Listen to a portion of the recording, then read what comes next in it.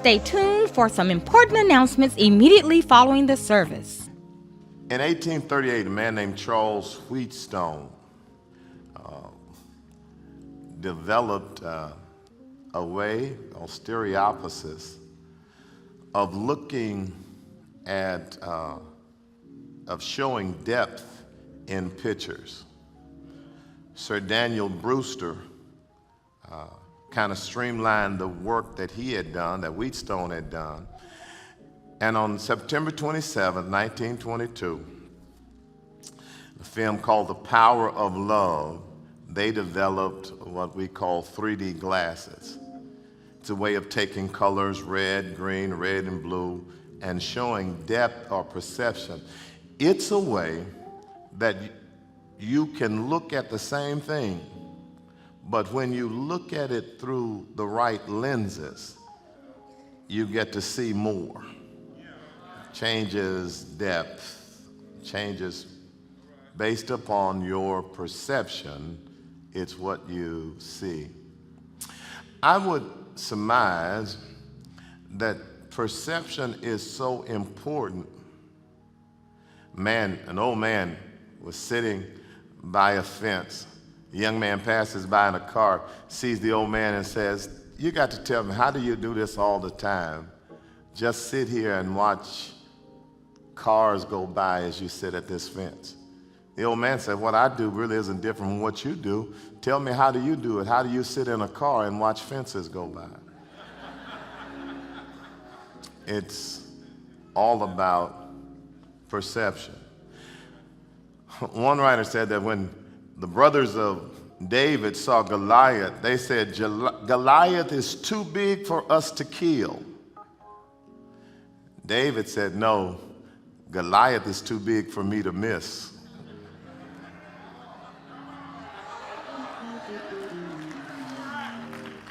Frank Langridge says it this way. He said, "Two men look through bars. One sees mud, the other sees stars." It's based upon your perception. When you read the book of Philippians, you've got to understand that Paul is somebody who sees life not through 3D glasses, but through 3C glasses, because he sees Christ everywhere he looks. And based upon that connection to Christ, he completely changes how he sees his entire life.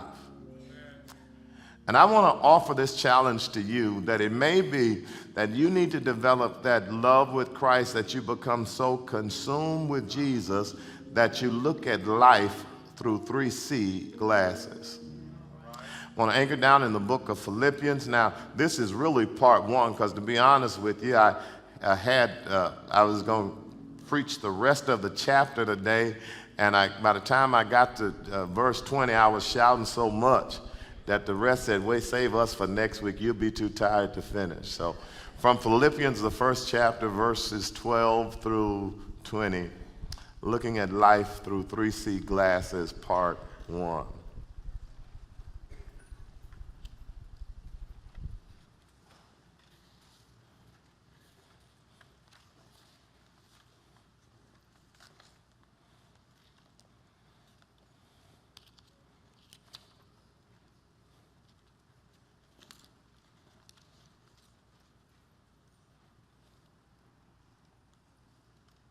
When you find it, say amen. Amen.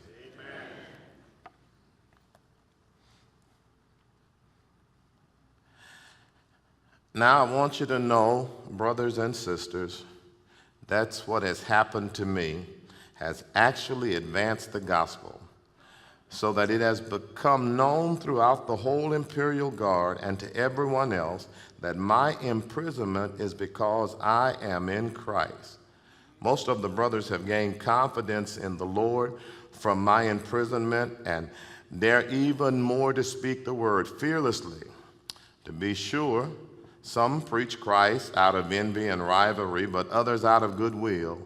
These preach out of love, knowing that I am appointed for the defense of the gospel, and the others proclaim Christ out of selfish ambition, not sincerely thinking that they will cause me trouble in my imprisonment. What does it matter? Only that in every way, whether from false motives or true, Christ is proclaimed. And in this I rejoice, yes, and will continue to rejoice, because I know that this will lead to my salvation, and through your prayers and help from the Spirit of Jesus Christ, my eager expectation and hope is that I will not be ashamed about anything, and that now, as always, with all courage, Christ will be highly honored in my body, whether by life or death. The grass withers, the flowers fade, but the word of our God shall stand forever. I want to talk about looking at life through 3C glasses, and this is going to be part 1. Again, I would remind you that this book of Philippians is really a love letter from a pastor to a church. Now, Paul is not writing this letter while he is on vacation. No, far from it. He's facing an imprisonment that is going to ultimately end in his death. But he writes to this church, and remember, he talked about the importance of their relationship, how he thanks God upon every remembrance of them, always with supplication. That's asking God something specifically on their behalf. And then he gets here, when he gets to verse 12, he turns about his situation. And Paul says the way we look at our situation determines how we're able to handle our situation.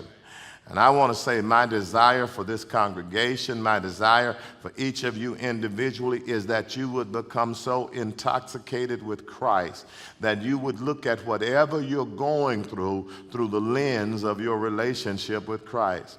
Now, apparently Paul hadn't heard modern day theologians who say that if you're a Christian, every day is going to be a good day, all is going to be well, that all Christians are going to be ballers, we'll all have nice cars and nice houses, and if we got enough faith, whatever we're going through, we won't have to deal with it. That wasn't Paul's picture of Christianity. Paul's picture of Christianity is this, that life is sometimes difficult, it is sometimes hard, but it never catches God by surprise. And if I keep my eyes focused on the right thing, I can handle whatever I'm going through. So as Paul looks at life through these 3C glasses, he says, now here's why I'm excited about my present situation. I am excited, first of all, because in my present situation, I have become emboldened. I'm going through, it's hard for me, but let me tell you, when I thought about that God thought enough of me in my present condition to use me to suffer for him, I got excited. Now let me say, here's a strange theology that Christians have. Every Christian needs to develop the attitude that God can trust more people on the stage than he can with suffering. Because who can't get up if you're gifted and everything is going well? All your bills are paid. You just got your income tax return check. And those of you who are getting them, or if you had to pay them, you made so much money this year, it's been a good year. And you're excited, or you're getting a ride in the new car. I mean, who wouldn't be said, oh my God. But how do you handle it when you're going through situations that aren't favorable to your condition, and can God trusts you then? Hear me now, my brothers and sisters. You got to be careful how you act when you're going through, because you never know who is watching you. And so what Paul says to us is that God has placed him in a situation, and I am emboldened, because here is what Paul says, and you can shout, it won't even scare me. Paul says there are certain lessons that you will never learn in the college of comfort. There are some classes that they only teach at the school of suffering. You don't learn how to trust God when all your needs are already met. I wish I had somebody just to wink at me if I'm in this house. You learn how to trust God when bills are this high and money is this low. You learn how to trust God when things are happening, and it's not always about money. Sometimes it's about health. Sometimes it's about a mental condition. Sometimes it's about a relationship. But Paul says, in difficult situations, I have learned to trust him, and I am emboldened because God thought me worthy to suffer for him. Do you know how many folk God knows? All of them. And God could have picked any one of them, but the fact that God picked me to be in this situation, that God thought enough of me. Paul said, here's what I've been doing. I've been tearing it up in here, telling people about the goodness of the Lord. Paul says, it's like God has given me. Now, y'all, he's going through. He's in jail. He's about to be killed. But Paul says, when I think about God placing me here, trusting me with this particular situation, I am so honored to suffer for him that I'm going to tell everybody I know. I'm going to tell everybody around me about how good. Paul said, I just been preaching. Y'all, now Paul could have had a pity party, and some of us, if we are honest, we would have had our pity party. We're like, Lord, woe is me. Lord, I'm so sad. I'm so hurt. Oh, ain't nobody never been through what I've been. But Paul says, even facing death, I'm here to tell you that even though my body is chained up, my spirit is free. I am free. Praise the Lord. I'm free. No longer bound. No more chains are holding me. Y'all, he's doing a revival. He's preaching to the guards. He's preaching, and everywhere he's going, he's telling the story. Here is what I want to get you to see. The next time you are going through suffering, God is not picking on you. God has picked you. You are not suffering because you did something wrong. You have been chosen by God, and you ought to consider it an honor that God would consider you worthy. God knows who he can trust. You know there are certain places you don't send certain people. You know there are certain places, there are certain people you just love, but you won't trust them in certain situations. If you are going through right now, God says, I love you. Now, here is what I know about God. I know God could change my situation just like that. But if he hadn't changed my situation, maybe I need to change me to handle my situation better. Yes, I'm broke, and God could give me money. But if he got me here, I'm going to shout about what I'm going through because I know he's working it out for my good. Yes, I'm dealing with a sickness, and I know God has medicine. I saw a lady touch the hem of his garment, and she was made whole. So he could heal me, but if he doesn't heal me right now, there's a lesson he has for me, and I'm going to stay here. It says here, you've got to learn that there are some classes God is teaching me. He's developing me. He's working it out in me. And what God is working out in me, he's working out in me. And God is working in me, and God is working on me, so that one day God will work through me. And I don't have the right to tell God when he's finished, Lord, keep me here as long as you want to. I don't need everybody. But I know some of you have heard the story about I heard that song, I told my storm to move. You can tell your storm all you want to, but I'm here to tell the Lord to keep me in the storm until I am what you want me to be. Because I am like Job, that said, he knoweth the way that I take. And Job said, when he has tried me, I shall come forth as gold. You don't get gold. When you dig gold, when you mine gold, it comes out rusty, it comes out dingy, it comes out dirty. Gold doesn't shine until it's been in the fire. And somebody here needs to know that I've got a sign on me that says under construction. If you see me now and you don't like what you see, give me some time. When God gets through with me, I wish I had about 7 people in here who say, Pastor, I'm under construction too. But when God gets through with me, I'll have some new power in my prayer. When God gets through with me, I'll have a new faith for the journey. When God gets through with me, I'll have a new testimony from my test. Paul says, I'm here in jail, but I'm emboldened. Paul says, I have been telling the story because of what the Lord allowed me to go through. But then, Paul says, my situation with the right perspective will embolden me. But he said, it will evangelize others. It's in the text. I'm not making it up. Paul says, because of what has happened to me, he uses this word praetorium, and we don't know if he means the building where the guards or the actual guards themselves, but Paul says, here's what has happened. They have heard the story.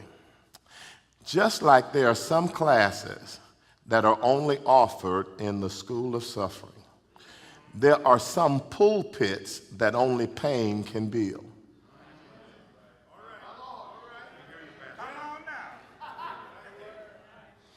If I hadn't, now Paul is in jail for preaching the gospel. He's made an appeal, he's on his way to Rome.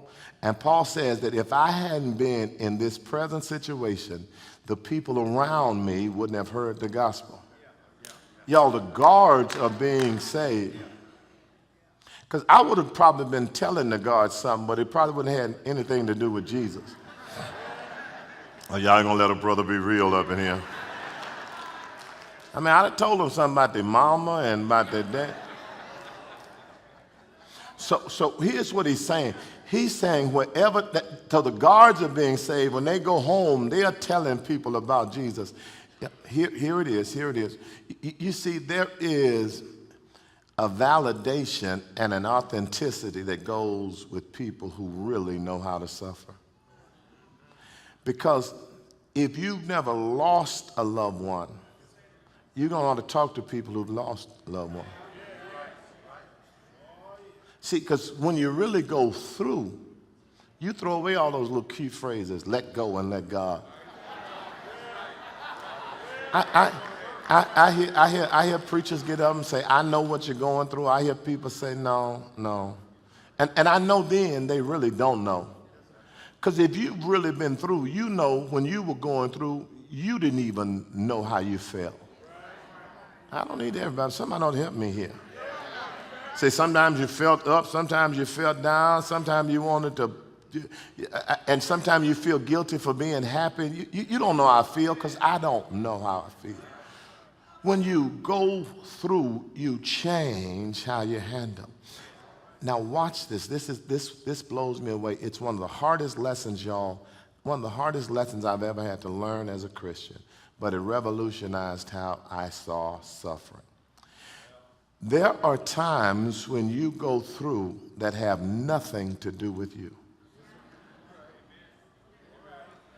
There are times when you will go through suffering and God isn't trying to teach you anything.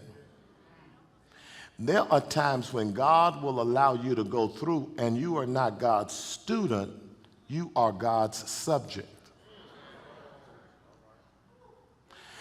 That when you told the Lord to use you, God says, I'm going to let you get cancer. What did I do wrong? Oh, this isn't about you doing wrong. There's a nurse at the clinic, and he needs to know that I'm able to keep in perfect peace. And so I'm going to let you get sick so that when you go there singing about how good I am, he's going to want to know the kind of God you got. Now, y'all, this is the gospel for grown folk. Babies can't handle this. This is for folk who are real. God says to you, I'm going to let you get in a situation, but you got to remember I brought you here. You got to remember I'm keeping you while you're here. You got to remember I'll let you know when the time is over, and you got to know that you're going to be better when you go through it. I don't know who I'm talking to, and you've been telling God, I've been here long enough. I've done this. I've lost that. I've lost the other. But God is saying to you, I'm using you right now, and when I get through with you, you are going to be better. Can you believe that there are times when you will have difficulty and you are saying the right things, you're paying your tithes, you're loving everybody, you're trying to do right? I'm the only one who in here going to testify that there are some times when you at least were trying to do right and it looked like everything fell apart and you were saying, God, why are you tripping? God, I'm doing the right stuff. And you know what God was saying? This isn't about you.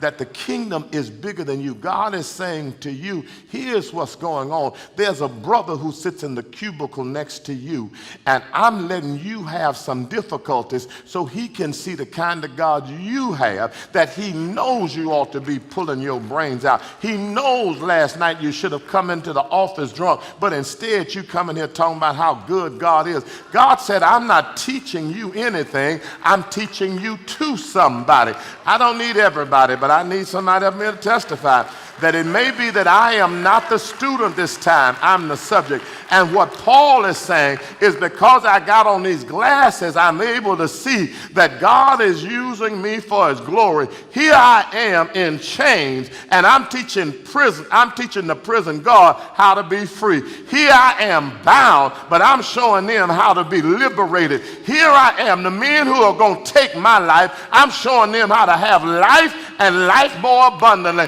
This ain't about me. The kingdom is bigger than I am. And I want the Lord to use me to his glory. So Lord, teach me how to see what I'm going through the way you see it. Sister had kept bothering her brother about taking her to climb. He used to always climb mountains and climb fields. She said, climb hills. She said, take me with you. So one day when she's about 8, he takes her with her, and when she gets out there, she's like, oh, why? Look at all these rough spots and stones on the hill. Her brother says, if there were not for the rough spots and the stones, we'd have no place to climb. Somebody's gonna get this shot okay, I'm gonna go Big Mama. We love to talk about I'm coming up the rough side of the mountain. People don't climb smooth mountains.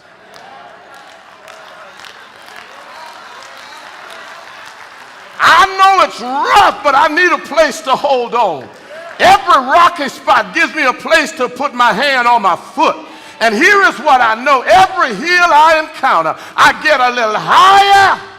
I don't need everybody, but I should have had about 8 people to say, I'm coming up the rough side and I am higher. Well, this text says that not only did Paul become emboldened, that your present condition will embolden you. And not only will it evangelize others, those are non-believers will be evangelized. But you know what he says? It will empower believers. Paul says, now here's what really got me excited. Paul says, because I am in jail, people who have been watching me have just gotten on fire. Other preachers have said this, that because they have seen what God is doing in my life, they have become empowered. They said that if God can do it for Paul, he can do it for me. They have just started to tell the story about Jesus. I remember when I was in high school, I was a lifeguard.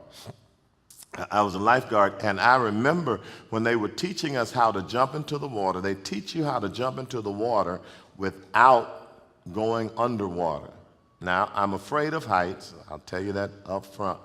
And so I didn't see the need of going up, number one, on a high board to come down. And then I didn't see the need of jumping off a perfectly good board into the water. But I had a friend, his name was Kelvin Williams, but you know I'm from the country, kind of hood, so nobody goes by their own name. His name was Cat Moon. Cat Moon was a lifeguard, and Cat Moon was shorter than I was. He was lighter. Cat Moon wasn't afraid of anything. Cat Moon went up on top of that thing, and he jumped down, and he did the little move where they tell you when you jump in, push your hands down, and you'll stay up. I'm over here, I'm bigger than he is, and I'm a lifeguard too. And I say to myself, well, if it will work for Cat Moon, I ain't scared. I'm gonna do it. Here is the jump that Paul says. Paul says that they see me in jail, and I'm still telling the story. I'm in jail preaching, and the jailers are falling out. Do you think that the people who were out, how they must have felt? I am in both. This is why you got to be careful when you go through. If you can't be a grown Christian when you suffer, get off Facebook. Get off Facebook. Shut down your Instagram. Because Okay, let me. It's enough time for y'all be done forgot this by my anniversary, so I'm gonna tell you the truth. Amen. I'm sick of believers either finding ways to complain while acting like they're thanking God. Ain't nobody never had it, but I thank God I'm holding on with it. And I'm sick of believers trying to dry brag. You know what a dry brag is? No, you don't. Okay. A dry brag is when you try to make light of stuff that you really, okay, like this. Listen, I know ain't nothing much to me. I'm just a vessel that the Lord has blessed to have tailor-made clothes and a brand new car. But do you think that stuff matters to me? Oh, yes, I went to Harvard, but that doesn't make me better than anybody else just because it was a... So you know what a dry brag is, right? So I'm sick of believers trying to tell people, listen, and I'm sick of believers falling apart every time something happens. I'm sick of you acting like you're the first one to go through it. You are not. Everything you're going through, somebody else. So here is what God says. God says, if I trusted you to suffer for me, somebody is watching you, and you never know who has their eyes on you. So here's what I want you to do. You don't do God a favor when you go through acting like it's the worst ever. And you don't do God a favor bragging about how good you're handling it. The best way is to keep on doing what God called you to do. Paul isn't talking about I'm better than other prisoners. Paul just says I keep telling the same story. That means when I was out, I was talking about Jesus saves. He's the only way to God. But when they put me in, and when somebody saw Paul, the other folks start to say, I want to know a God that will let you have your mind stayed on him. But then, y'all, they came to Paul with this issue. They said to Paul, well, what about their motives? Paul says, listen, I'm not even tripping. You're not about, he said, the kingdom is too big for us to be competitors. There are some people who are preaching, and when they saw me in chains, they got excited to say, I'm going to do it for Brother Paul. But some people said, well, since Paul going to lose his congregation, there's a little place for me. I can go do it, and I can go get Paul's fame. Paul said, I'm not even tripping about what people's motives are. I'm more concerned about results than I am motives. Paul says this, I don't kick people out of the kingdom. I don't stand publicly and cut down other preachers who are preaching saying they need to do this or they need to do that. Paul says, all I'm going to do is keep on talking about Jesus. Y'all watch this. Don't miss this now. There are some preachers who will spend 40 minutes telling you why somebody else is wrong. Do you know why my children know the sky is blue? I did not take them outside and say, you know what, the sky isn't green, the sky isn't orange, the sky isn't yellow. I said that's what blue looks like, that's what white looks like. And when folk know the truth, they know how to stay away from what's false. Paul says, preach the Elvin Atchison, I am. Paul says, here's what I am doing. I am telling the gospel story. And Paul says, even if folk don't like me, if they talk about Jesus, that's all right with me. Because every time his name gets called, somebody else starts believing in him. So Paul says, here's what I'm going to do. I'm going to hang on in this situation because it's going to get better after a while. I don't know who I'm talking to, but I'm on my way to my seat. I'm going to shout about 3 times.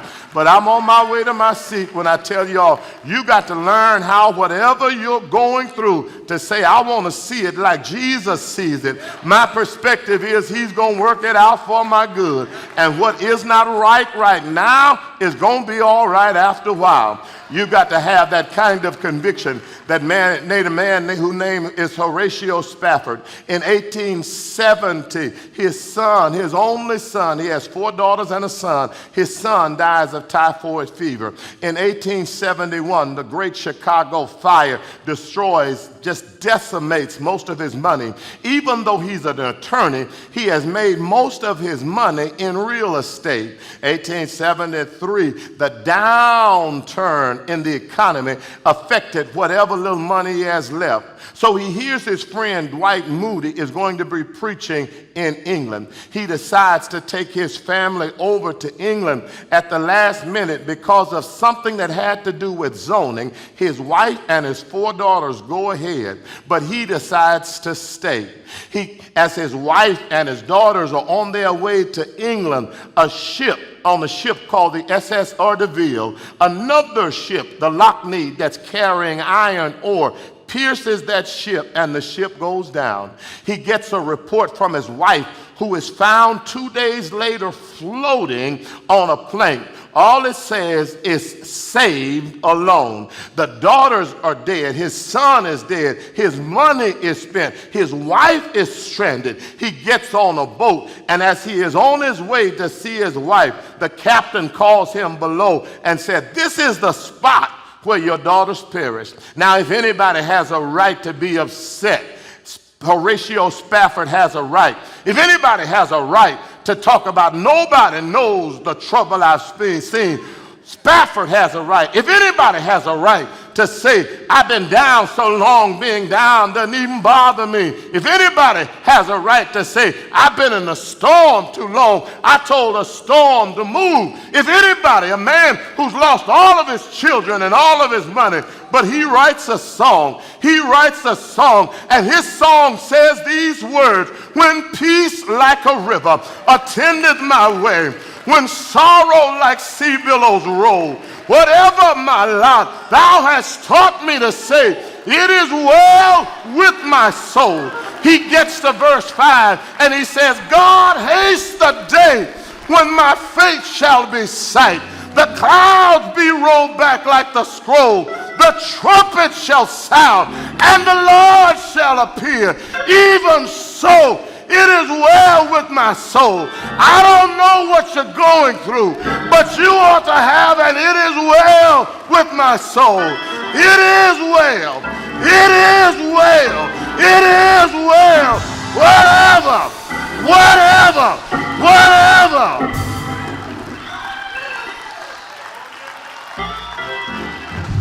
Whatever my lot, thou hast taught me to say, it is well with my soul. And what ain't right now gonna be all right after a while. I don't need everybody, but I wish I had somebody to say God will fix it after a while. If you wait on him, he will fix it. I don't know how long you've been in the storm. I don't know how long your night has been, but weeping may endure for a night, but joy, joy, it will come. And so I'm learning to look at life through 3C glasses. In Jesus, it's well. Cancer, in Jesus, it is well. Child in trouble, in Jesus, it is well. I'm broke. House is about to be evicted. Car is going to be, but it is well. I'm going to wait on him, because if you wait on him, he will show up after a while. Anybody here ever had him show up? When he shows up, won't it bring you joy? Won't it bring you joy? Won't it give you peace of mind? Hey, it is well with my soul. It is well. In Jesus, it will be all right. And I'm trusting him to work it out for my good. You know what Paul says? Paul says, my outlook will determine my outcome. Because if my outlook sees Jesus, my outcome is that nothing separates me from his love. Maybe you're here today. I want to invite you to come into a covenant relationship with that Jesus who makes all things well.